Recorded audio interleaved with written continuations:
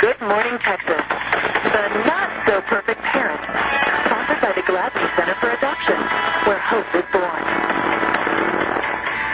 Well, let's face it, Valentine's Day can be a bit depressing if you don't have a sweetheart. But for many single parents, the idea of getting into the dating scene can be tough when you've got kids to consider. So dating and relationship coach Lea Haben is here with some practical advice for single parents contemplating about giving love another try. Good morning. Good morning. I'm glad that you're here. I think this is a really important topic and pretty timely. The Bachelor, I don't know if you watched that. I've been starting to get into it. Lately, it really is fun. But there you have a single parent, and he's back into the dating scene. It's him back home though. His situation is a little bit different because he's got 20 viable candidates. But I would imagine that in the real world, when you're a single parent and you want to date, that can be a little challenging. Very, very challenging. And it's interesting because he's a bachelor, but usually when I coach my clients, I see a lot more females that are single parents. And there's a little bit of a stigma that's starting to go away with being a single parent and dating. Right. I think the perception is that if you're dating a single parent, that it's more complicated. There's more baggage involved in it, and making it more difficult for single women out there who do want to get into the dating scene. Well, it's true, and I'm from Scottsdale, and we are the divorce capital of the U.S., and everybody's starting over. When you're in your 30s and you get divorced, chances are probably pretty good you have kids. All right, but there's also some good things. You have some pros and you have some cons associated with being a single parent and dating. Let's go through some of the pros. Single parents, as you say, are more stable, and that's an advantage. I think it's a great advantage. When I coach my male clients, part of the problem they have is women tend to be clingy and needy and sometimes aren't financially stable.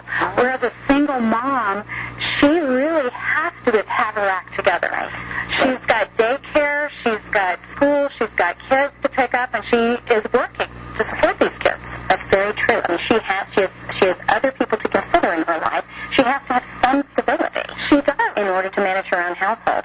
Well, and another thing, too, about single parents is they've got lots of different priorities going on, and that's not necessarily a bad thing.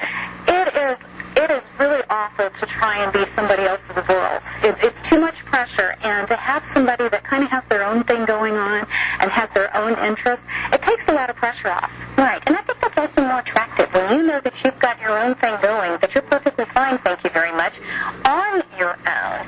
I do think that makes you a little bit more attractive to the opposite sex. Absolutely. It's a lot of pressure to be somebody's entire world, and it's more comfortable to be just a piece of it. Right. And you say that another pro is the fact that single parents, they're able to really appreciate the simpler things. Tell me more about that. Well, I was a single parent for many years, and you're juggling so many things. You have lots of complications, and your life is very chaotic and busy.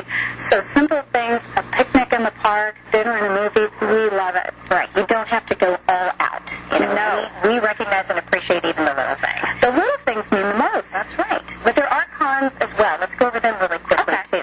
You've got a lot going on with your kids. You have things to consider. You can't be as spontaneous.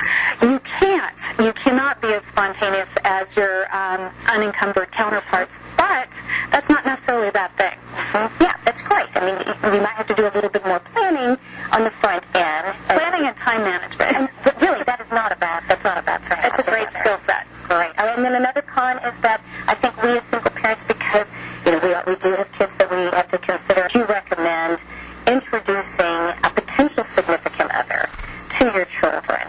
When would you recommend that you begin that process?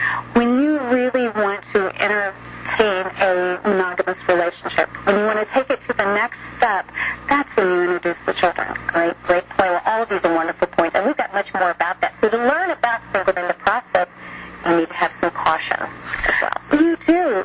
You're responsible for these children, and you want to make sure that the person that you bring into their life is a good fit.